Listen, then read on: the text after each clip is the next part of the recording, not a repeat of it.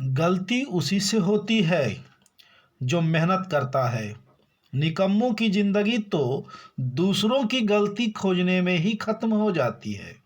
नमस्कार दोस्तों, आज 20 जनवरी है और 20 जनवरी से जितने भी बनने वाले करंट अफेयर इंपॉर्टेंट होंगे वो सारे हम इस वीडियो में देखेंगे। तो सबसे पहले हम देखेंगे आज के सवाल में मैंने दिया था, ऊँटों के लिए दुनिया का पहला होटल किस देश में बनाया गया है? तो इसका आंसर है सऊदी अरब, जो ऊँटों के लिए दुनिया का पहला होटल 120 कमरे वाला बनाने का रिकॉर्ड बनाया है। उसके बाद हम आते हैं आज के प्रश्नों में नंबर 1 प्रश्न है कि 9वीं महिला राष्ट्रीय आइस हॉकी चैंपियनशिप 2022 कहाँ आयोजित हुई? तो ऑप्शन आते हैं, ए हिमाचल प्रदेश, बी पंजाब और सी हरियाणा और डी है राजस्थान। जो इसका आंसर होगा ए यानी हिमाचल प्रदेश, जहां 9वीं महिला राष्ट्रीय आइस हॉकी चैंपियनशिप 2022 होने जा रही है। आते हैं महत्वपूर्ण बिंदु की ओर। महत्वपूर्ण बिंदु में मैंने बताया कि 9वीं राष्ट्रीय महिला आइस हॉकी चैंपियनशिप का आयोजन लाहौल स्पीति जिले के काजा, जो हिमाचल प्रदेश में पड़ता है। लाहौल स्पीति जिले है जहां काजा क्षेत्र पड़ता है, जहां आइस हॉकी 9वीं राष्ट्रीय महिला होने जा रही है। ये जो संस्करण है ये 9वां संस्करण है, यानी इसके पहले 8 संस्करण हो गए हैं और ये 9वां संस्करण चलने वाला है। अब आते हैं कुछ टॉपिक है, मैंने 5 टॉप जो है ना खिताब जीतने वाले जो हो रहा आयोजन उसकी हम लोग चर्चा करेंगे। ये आयोजन होगी जिसे हम लोग सम्मेलन कहते हैं। 5 सम्मेलन की हम लोग चर्चा करने जा रहे हैं जो टॉप सम्मेलन में आते हैं। नंबर 1 है राष्ट्रीय पैरा बैडमिंटन चैंपियनशिप 2021 का आयोजन कहाँ होने जा रहा वो है भुवनेश्वर में। जबकि आईसीसी अंडर 19 क्रिकेट विश्व कप 2022 की मेजबानी वेस्ट इंडीज देश करेगा। तीसरा जो है एशियाई रोइंग चैंपियनशिप 2021 का आयोजन थाईलैंड में होगी। कहाँ होगी? थाईलैंड में होगी। नेक्स्ट है चौथा एशियाई युवा पैरा गेम 2021 का आयोजन जो हुआ था वो मनामा बहरीन में पड़ता है। वही 5वें एशियाई युवा पैरा खेल 2025 का आयोजन जो करेगा ताशकंद करेगा, जो उज्बेकिस्तान में पड़ता है, यानी ताशकंद में होगी। आते हैं क्वेश्चन नंबर आप दूसरा हम देखते हैं। कहते स्वतंत्रता संग्राम के गुमनाम नायकों पर प्रदर्शनी का उद्घाटन किस राज्य में किया गया?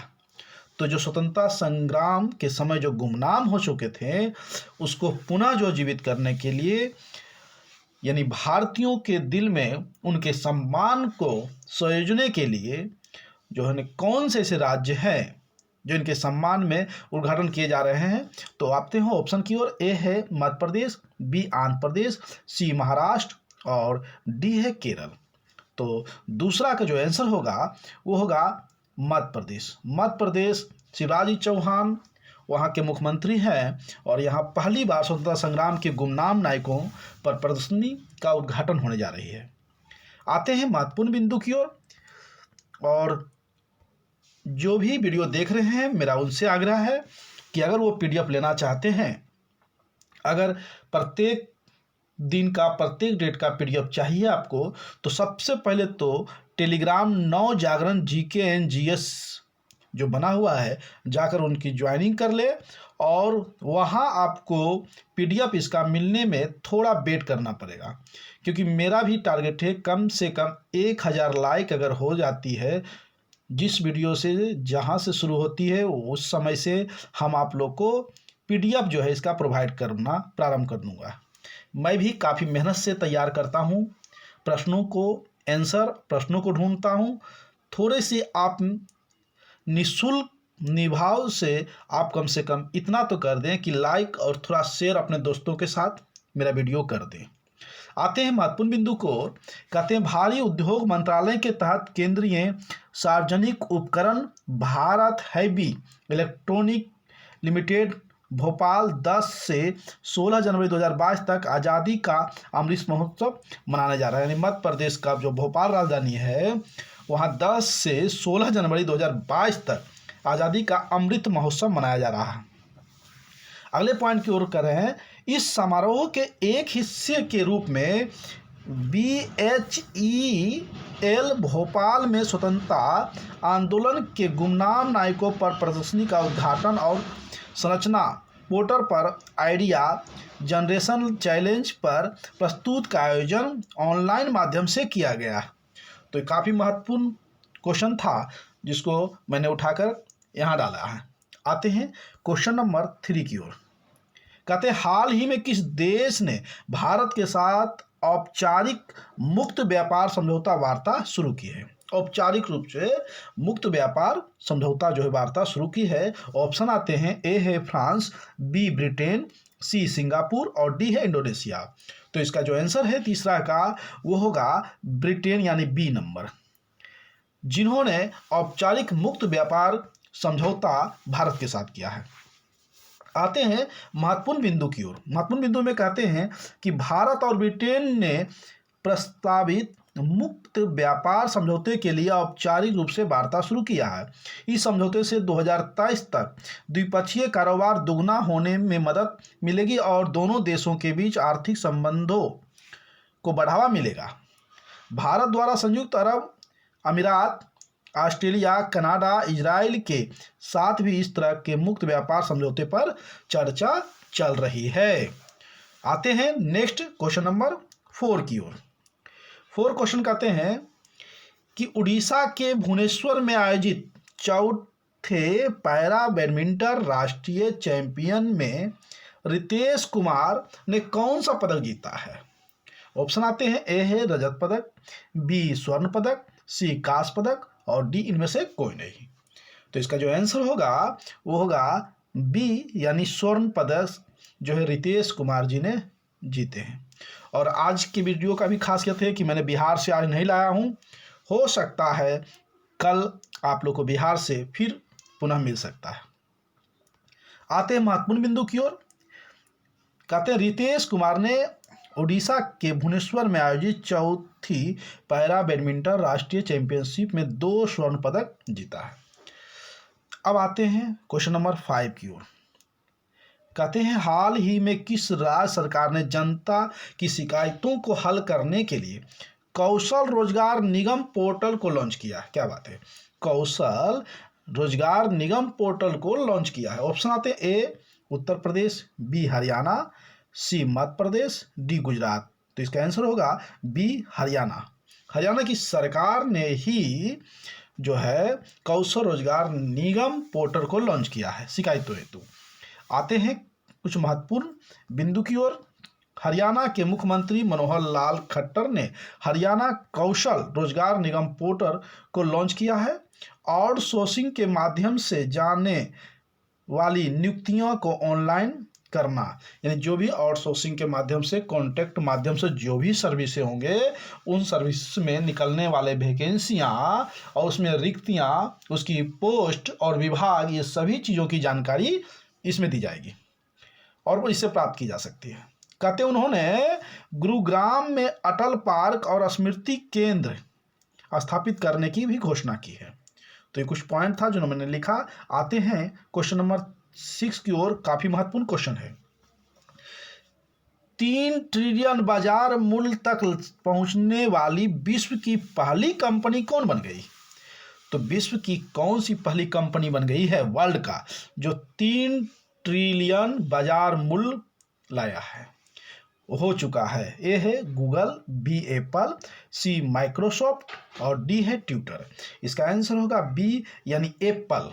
एप्पल कंपनी जो है जो 3 ट्रिलियन बाजार मूल्य हो गए हैं।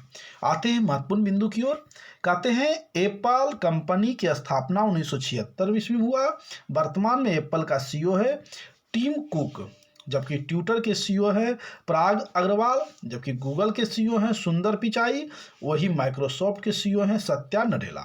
तो कुछ महत्वपूर्ण जो सीईओ हैं जिसको मैंने वीडियो में महत्वपूर्ण बिंदु में डाल दिया है। आते हैं अगले क्वेश्चन की ओर। क्वेश्चन नंबर 7 देखेंगे। कहते हैं कि वर्ष 2022 में 48वें G7 शिखर सम्मेलन का अध्यक्षता कौन सा देश करेगा? तो G7 का शिखर सम्मेलन की अध्यक्षता कौन सा देश करेगा? A Germany, B Japan, C Canada और डी भारत। इसका आंसर होगा ए जर्मनी। जर्मनी जो है 48वें G7 शिखर सम्मेलन का अध्यक्षता 2022 में करने वाले हैं। महत्वपूर्ण बिंदु की ओर हम लोग देख लेते हैं। 26 से 28 जून 2022 को जर्मनी के 48वें G7 शिखर सम्मेलन का आयोजन जो है ना जर्मनी के बावेरियन एल्पास में किया जाएगा। इसकी अध्यक्षता जर्मनी के चांसलर ओलाफ स्कोल्ज द्वारा की जाएगी। जो वहाँ के चांसलर, जिस तरह से हमारे देश के प्रधानमंत्री होते हैं उसी तरह वहाँ जो है ना चांसलर होते हैं। आते हैं नेक्स्ट क्वेश्चन 8वां नंबर। क्वेश्चन 8वां कहते हैं कि 25वें राष्ट्रीय युवा महोत्सव 2022 का आयोजन कहाँ किया जाएगा? तो कहाँ किया जाएगा? ऑप्शन आते हैं ए पटना, बी नई दिल्ली, सी पुदुचेरी और डी है जयपुर। तो इसका आंसर होगा सी यानी पुदुचेरी। महत्वपूर्ण बिंदु की ओर आते हैं।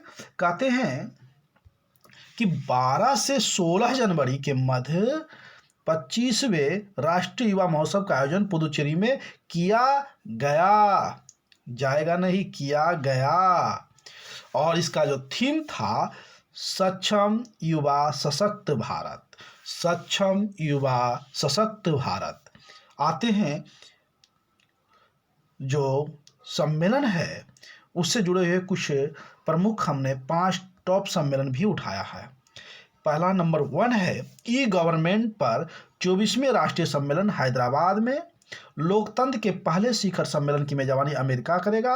5वां पूर्वी एशिया शिखर सम्मेलन का आयोजन कोलकाता में होगा। G7 विदेश और विकास मंत्रियों का शिखर सम्मेलन 2021 में की गई, उसकी मेजबानी यूनाइटेड किंगडम ने किया था।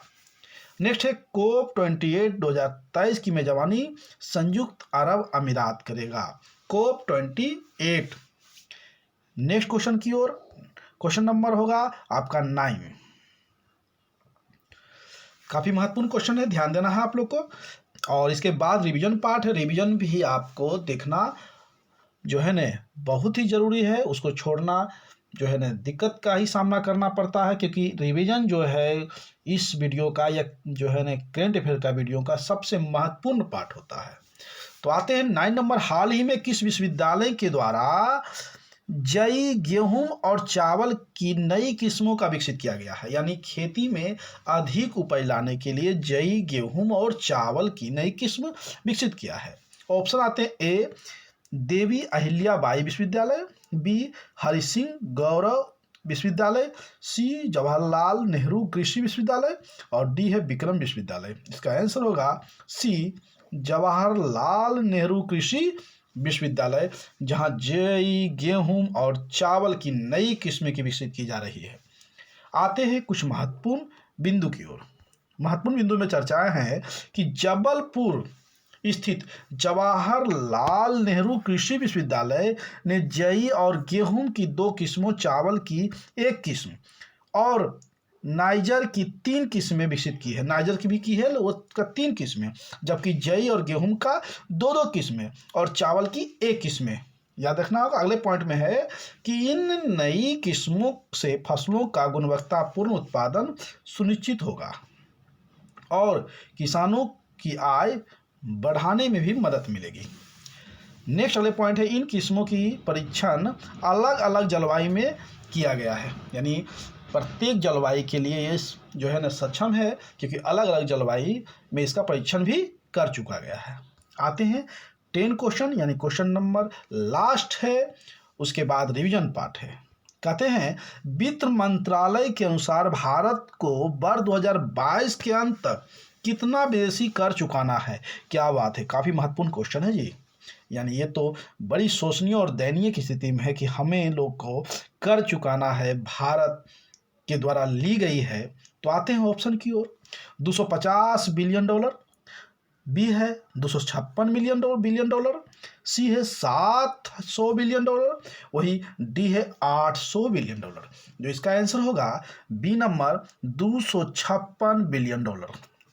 आते हैं महत्वपूर्ण बिंदु की ओर। इसमें तो बनता ही बनता है।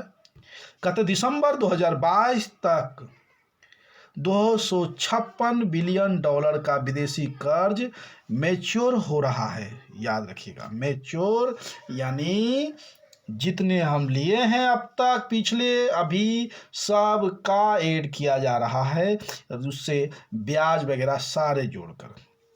नेक्स्ट है सितंबर 2021 में टोटल विदेशी कर्ज 596 बिलियन डॉलर था सितंबर 2021 में, लेकिन कुछ जो है ना खत्म किया गया है।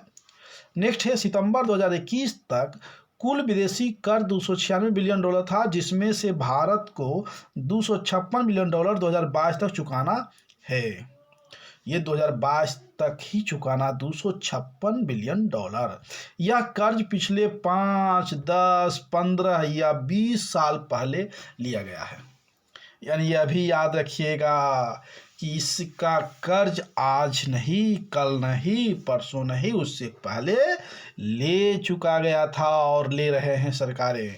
आते हैं नेक्स्ट अगले रिवीजन पार्ट, जो इस वीडियो का सबसे महत्वपूर्ण पार्ट है। रिवीजन पार्ट आज के प्रश्नों का। 9वीं महिला राष्ट्रीय आइस हॉकी चैंपियनशिप 2022 कहाँ आयोजित हुई है? तो हिमाचल प्रदेश में। नेक्स्ट है स्वतंत्रता संग्राम के गुमनाम नायकों पर प्रदर्शनी का उद्घाटन किस राज्य में किया गया? तो मध्य प्रदेश में। हाल ही में किस देश ने भारत के साथ औपचारिक मुक्त व्यापार समझौता वार्ता शुरू की है? तो ब्रिटेन है। नेक्स्ट है उड़ीसा के भुवनेश्वर में आयोजित चौथे पैरा बैडमिंटन राष्ट्रीय चैंपियन में रितेश कुमार ने कौन सा पदक जीता है? तो वह स्वर्ण पदक।